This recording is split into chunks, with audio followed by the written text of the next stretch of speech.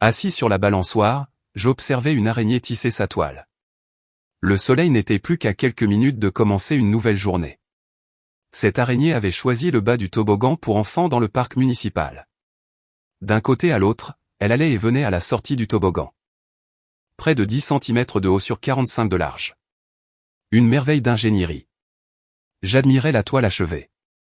Une création si complexe, construite en une seule nuit. N'est-ce pas incroyable ce qu'on peut accomplir quand on retire les bureaucrates d'un projet? Le premier enfant qui descendrait le toboggan mettrait à l'épreuve le chef-d'œuvre de l'araignée. Il faut avoir un plan. L'araignée en avait un, et il suffisait qu'il fonctionne une seule fois pour qu'elle festoie comme une reine pour le reste de sa vie. Bon, d'accord, son plan avait peut-être quelques failles, mais, qui ne tente rien à rien. Je suis avec toi, ma pote. Mon plan est à peu près aussi ridicule que le tien, mais j'ai un plan, moi aussi. Seuls les araignées et les grillons entendirent ma voix. Aujourd'hui, c'était lundi, et c'était le premier jour de mon plan. Si tout se passait comme prévu, une nuit prochaine, nous verrions tomber le dernier domino. Je m'appelle Bastien Dubois. J'ai épousé Sophie peu après notre diplôme de l'Université de Lyon. Nous avons tous les deux trouvé du travail dans la banlieue lyonnaise. Notre passé est d'un ennui spectaculaire. Le couple typique d'étudiants qui se trouvent, essaient d'autres personnes, puis finissent par se retrouver. Je suis un peu mesure de moi, ce qui me conduit sur le terrain de la jalousie. Je peux être un vrai con avec Sophie. Si je n'aime pas comment elle s'habille ou se comporte en public, je la démolis, parfois en public. Ce n'est pas comme si elle ne savait pas d'où ça venait. Nous avons parlé sans fin des actions et de leurs conséquences. Malgré mes défauts, Sophie a accepté de m'épouser. Pas de problème, n'est-ce pas? J'aimerais bien. Sophie et moi sommes des tireurs au pistolet passionnés. Nous avons suivi tous les cours de tir défensif, le cours de base de la Fédération française de tir, et les cours requis pour obtenir un permis de port d'armes. Nous participons au tournoi de tir en salle. Sophie a remporté le trophée Diane Chasseresse, qui récompense la meilleure tireuse, plus d'une fois.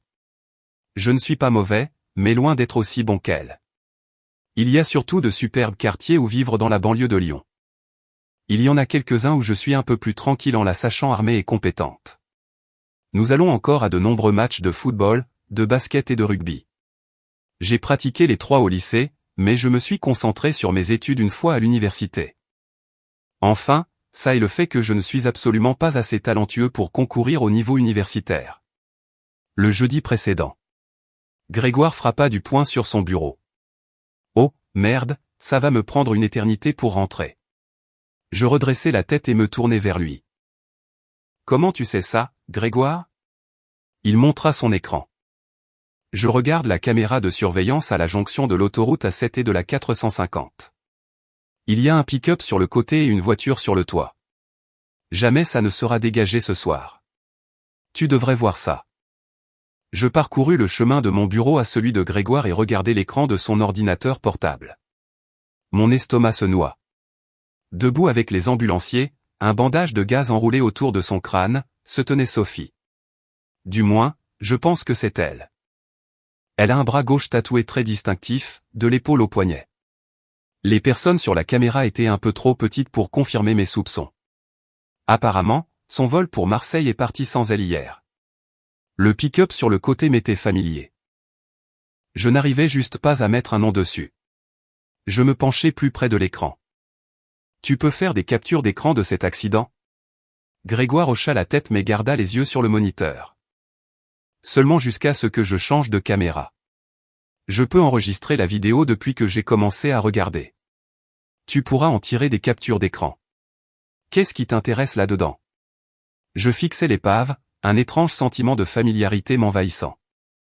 Je crois que je reconnais ce camion. Je dois fouiller dans ma mémoire, mais je sais que je le connais. Grégoire captura la vidéo et me l'envoya par email. Après avoir zoomé sur l'image, je suis presque certain que c'est Sophie. L'appel téléphonique d'hier soir était un pur non-sens. Vol sans incident. Chambre sympa. Réunion bien passée. Tu me manques.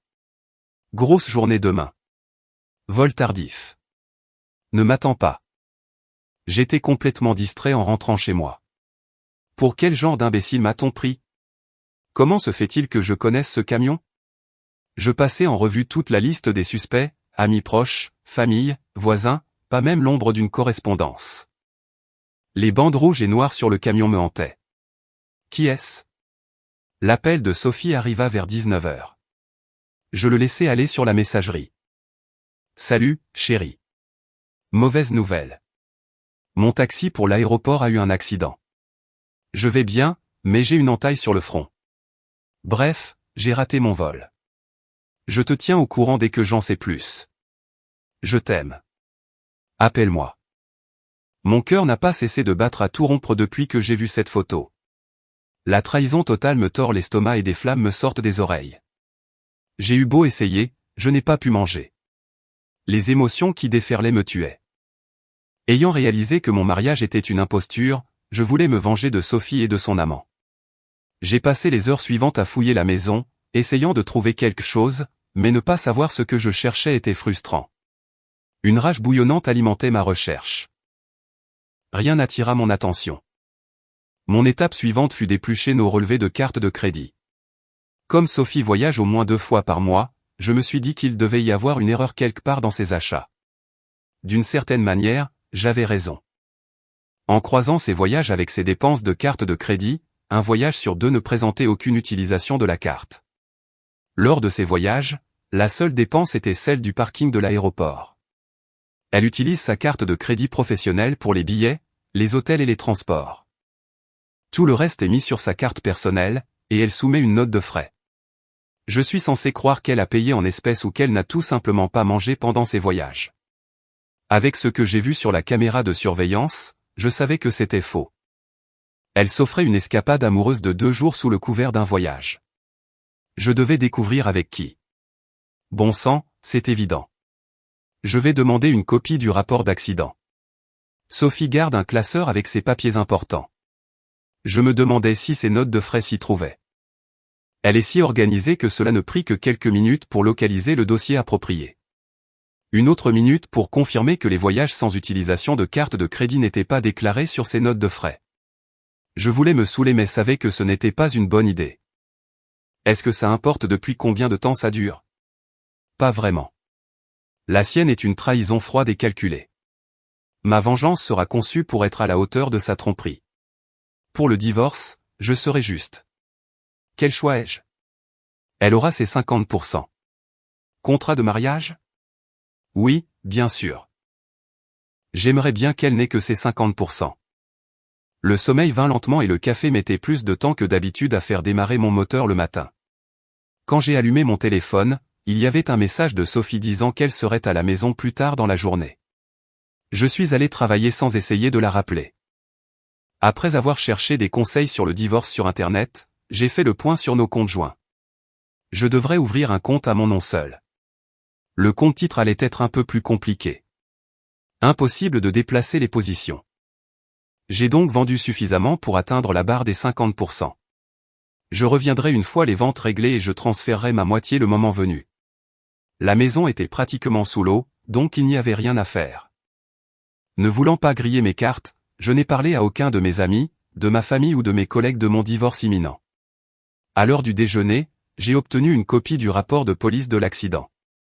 Aucun doute possible. Elle y est bien répertoriée comme la passagère blessée dans le pick-up. Le nom du propriétaire du camion, Rémi Bertrand, ne me disait rien. Ça me déconcertait toujours de penser que je pouvais reconnaître ce stupide camion. Au moins, j'avais l'adresse de l'amant. Il habitait à 3 rues de chez nous. Une vérification rapide en ligne a produit l'acte de propriété de l'adresse. L'amoureux le possédait avec Julie Bertrand. Je suppose que c'est sa femme. D'autres pages web que j'ai trouvées donnaient des informations personnelles sur Rémi et Julie. Il semble qu'ils aient tous les deux fréquenté le même lycée que Sophie. Quand Sophie a appelé vers l'heure de la sortie du bureau, je me suis dit que je ferais mieux de répondre, sinon elle saurait que quelque chose n'allait pas. Tu es rentré. J'essaie de t'appeler depuis hier soir. Tout va bien, demanda-t-elle. Je survis. J'ai trouvé mon téléphone éteint ce matin et de nouveau vers midi. Je suppose que je devrais le faire vérifier. Comment était ton voyage? C'était bien jusqu'au trajet en taxi. Je vais devoir mettre une tonne de maquillage pour cacher cette coupure sur mon front. Tu m'emmènes dîner, demanda-t-elle. Bien sûr, un endroit léger. Je n'ai pas beaucoup d'appétit. Choisis un endroit et je t'y rejoins.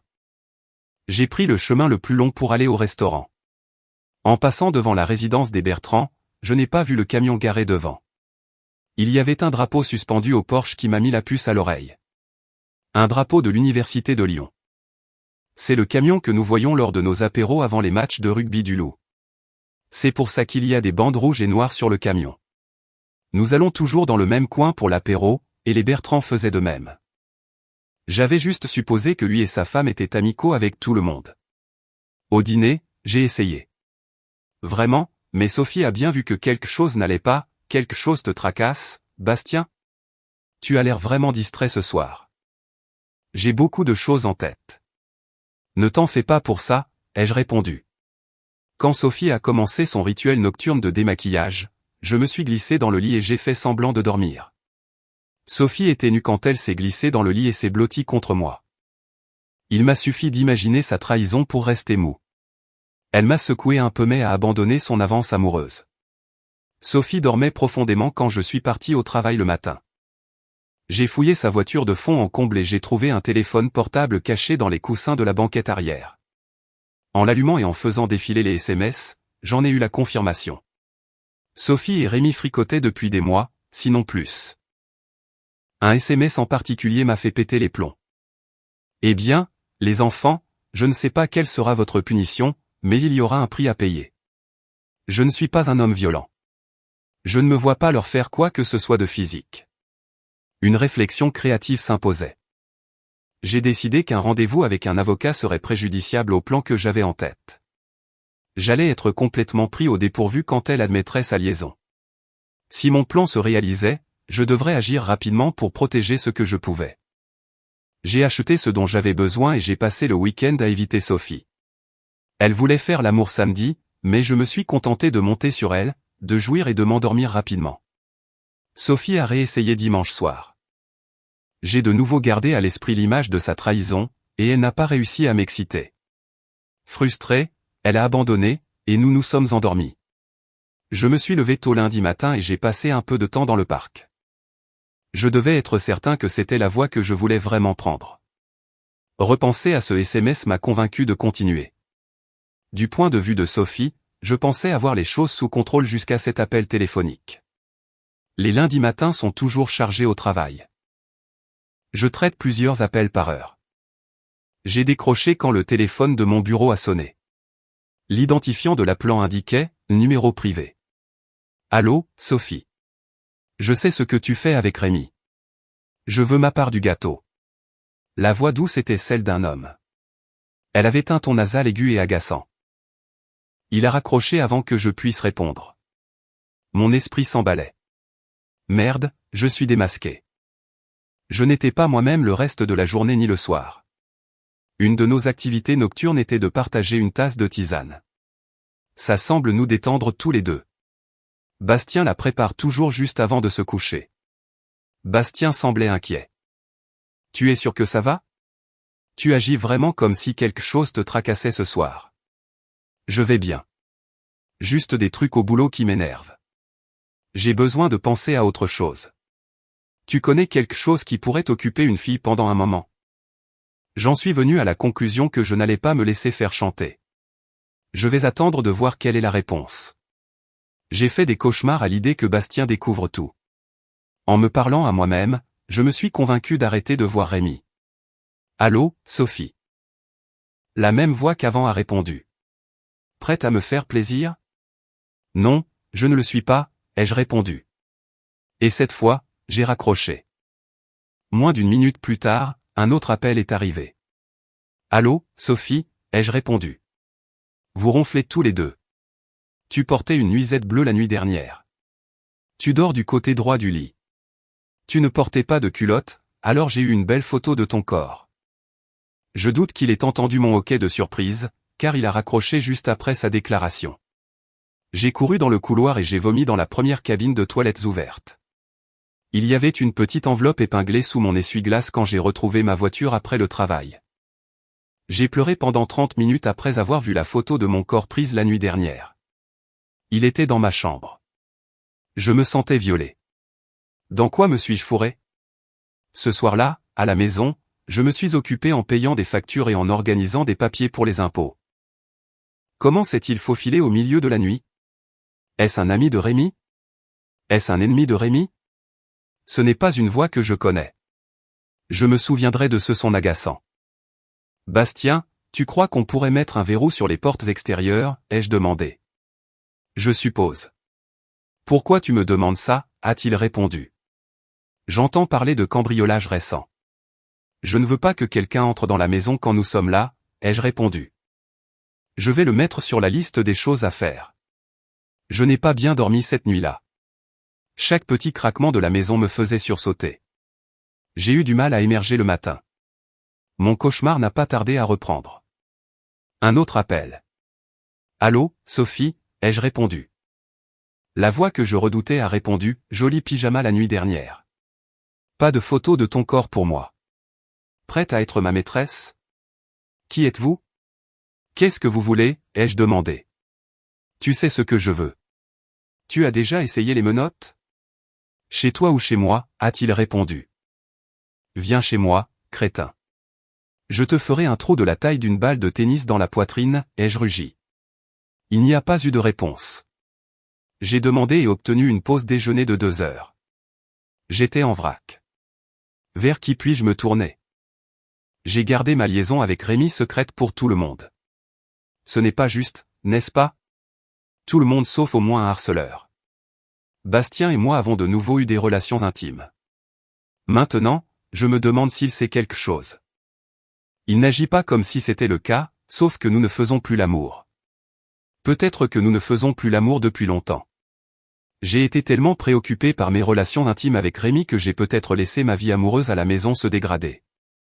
Ne dormir que quelques heures par nuit commence à me peser. Bastien, je crois que je couvre quelque chose. Je vais dormir dans la chambre d'amis pour ne pas te le refiler. Non, non, non. Avec mon dos, c'est moi qui vais y aller. J'aime la fermeté du lit de la chambre d'amis. Je vais y dormir, a-t-il répondu. Bastien, j'ai fait des cauchemars. Je vais garder mon pistolet avec moi la nuit. Fais beaucoup de bruit avant d'entrer dans la chambre. Entendu. Je n'ai pas besoin que Diane Chasseresse me fasse ma fête. Pourquoi est-ce que je ne mettrais pas une poignée qui se verrouille sur la porte de la chambre? Je l'ajoute à la liste des choses à faire. Dors bien.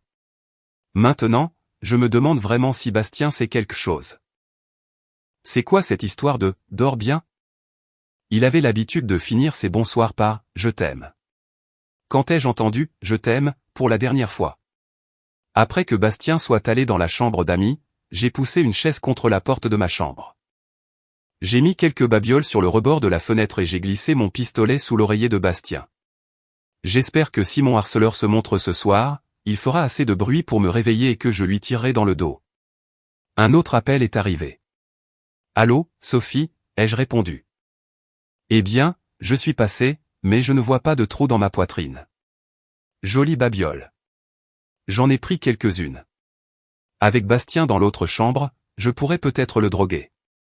Ensuite, toi et moi, on pourra bien s'amuser. Cette tête de lit devrait être parfaite pour les menottes. Il a raccroché avant que je puisse réagir. Je suis rentré en courant pour le déjeuner et 3 des babioles avaient disparu.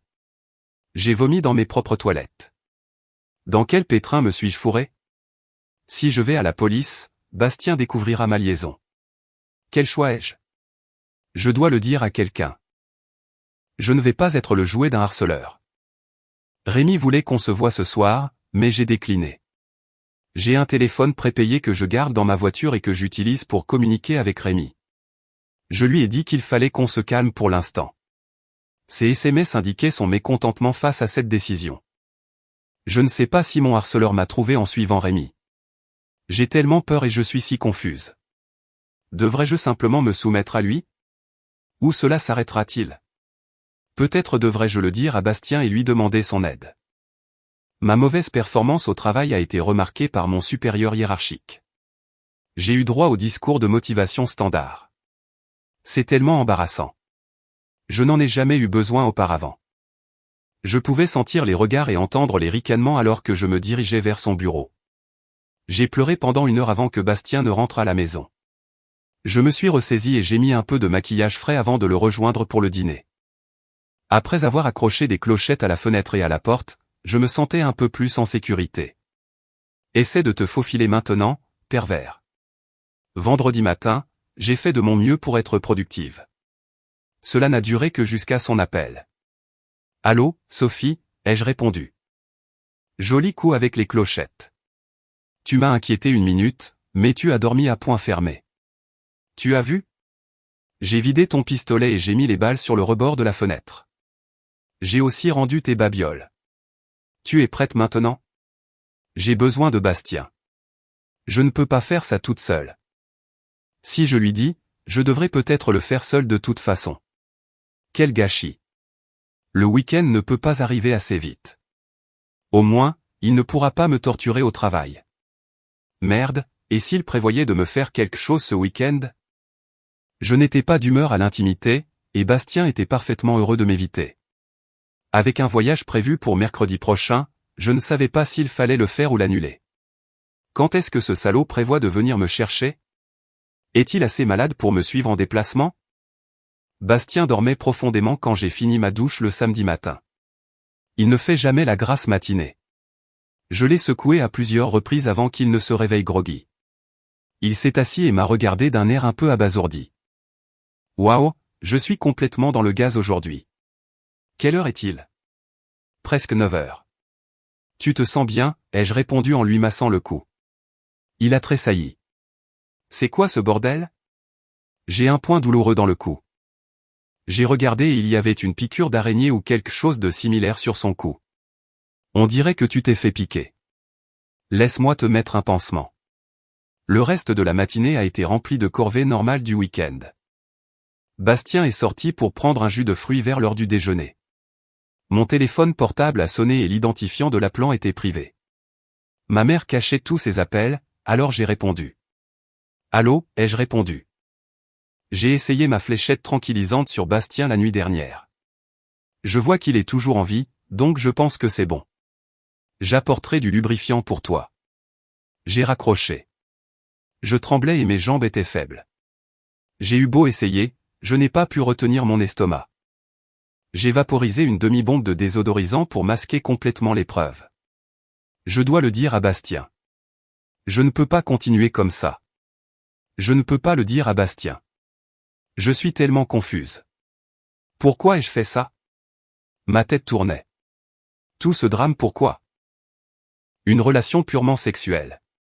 Ce n'est pas de l'amour. Bon sang, Rémi n'a jamais été terrible, même au lycée. À quoi est-ce que je pensais en me mettant avec lui? Le dimanche n'a pas été meilleur que le samedi. Chaque fois que mon téléphone sonnait, ma tension montait en flèche. Quand j'ai répondu à l'appel privé, il était de nouveau là. Bastien était dans le jardin en train de réparer la tondeuse. Allô, ai-je répondu. Le temps est écoulé, Sophie. La prochaine fois que tu seras seule, tu seras à moi. La communication a été coupée avant que je puisse répondre. Je transpirais et je tremblais. Tôt ou tard, je serai seul dans la maison. Je ne peux plus supporter ça.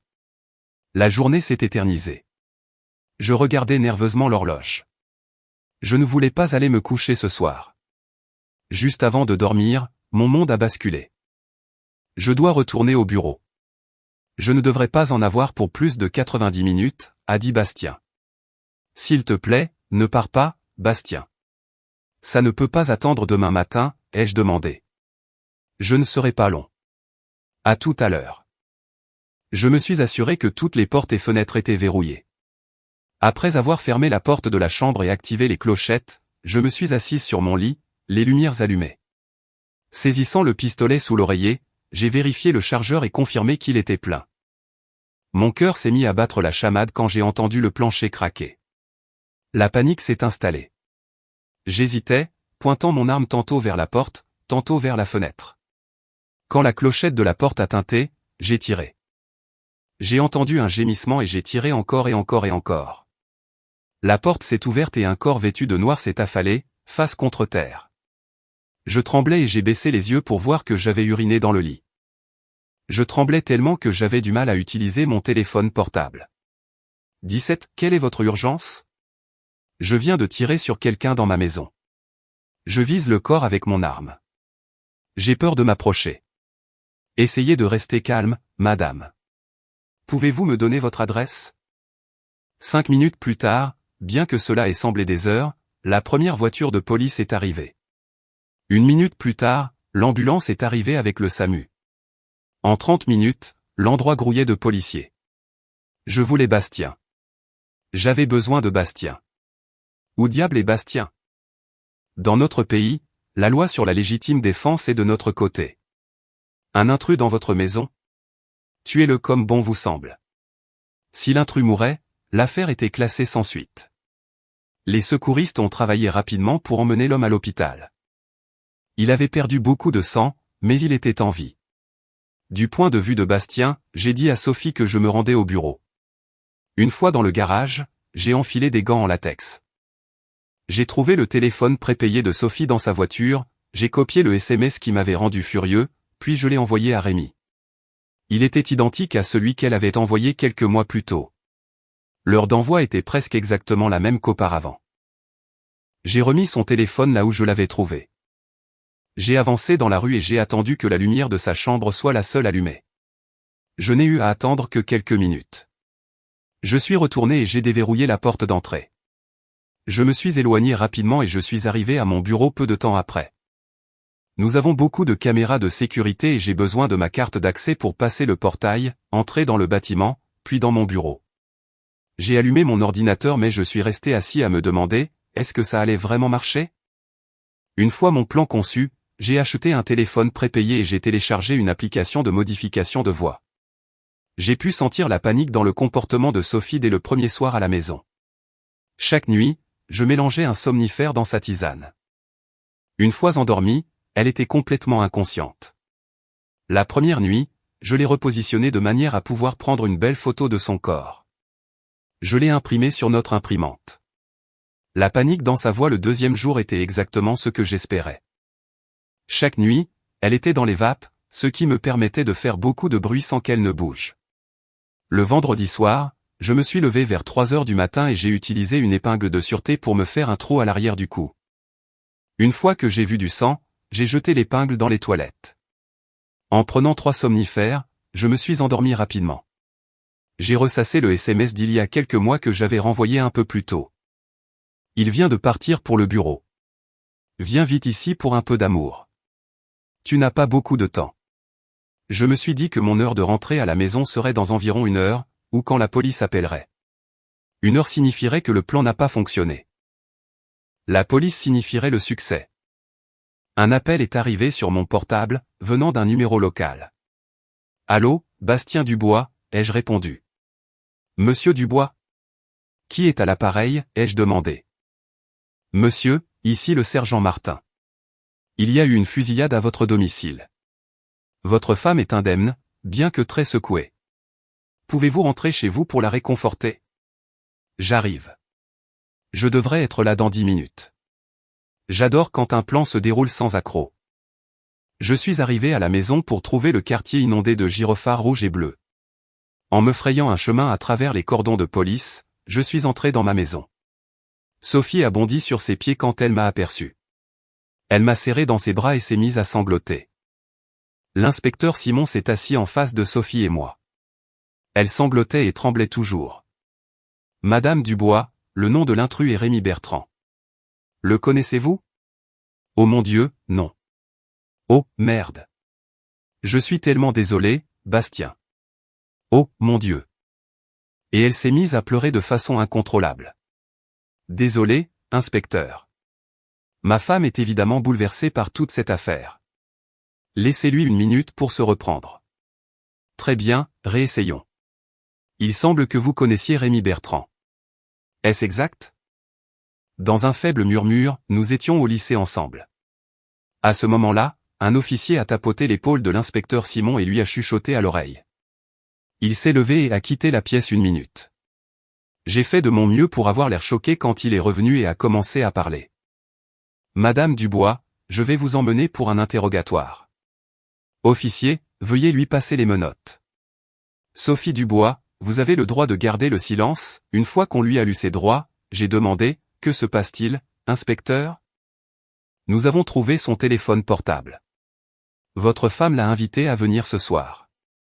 Nous avons une enquête à mener. C'est pas vrai, espèce de garce infidèle. Bastien, je n'ai rien fait de tel. S'il te plaît, ne pars pas. J'ai besoin de toi. S'il te plaît. Je suis sorti de la maison en trombe sans me retourner. J'ai fait tout mon possible pour retenir un sourire narquois. Depuis l'allée, je l'ai regardée pendant qu'on l'emmenait. Elle suppliait encore, aide-moi, Bastien. S'il te plaît, aide-moi. Aucune chance. Ce n'est qu'une question de temps avant qu'il ne trouve ton téléphone et le SMS que tu as envoyé invitant Rémi à venir. Je me suis assuré qu'il scelle la maison après avoir posé le ruban jaune. J'ai passé la nuit dans un hôtel. Le matin, j'ai pris un grand déca et je suis allé au parc. On aurait dit que ma petite amie l'araignée réessayait. N'arrête jamais de croire, ma pote. Même les plans les plus extravagants ont une chance de fonctionner.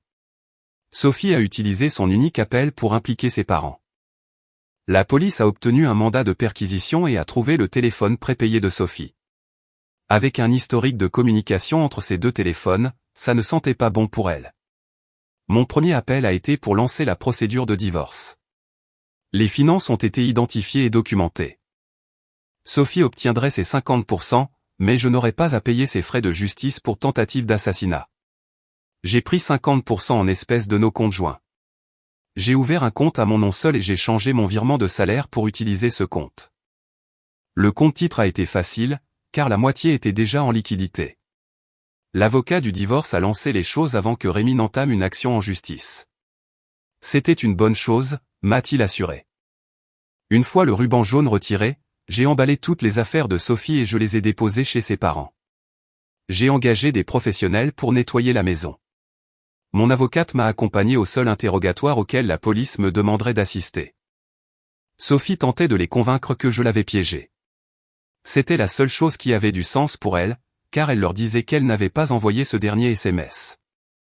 Lorsqu'on leur a demandé s'ils avaient les informations de localisation de ces téléphones, ils ont répondu que oui, et que cela correspondait à mon histoire et à leur hypothèse qu'elle était une criminelle de sang-froid. Apparemment, Diane Chasseresse craque sous la pression.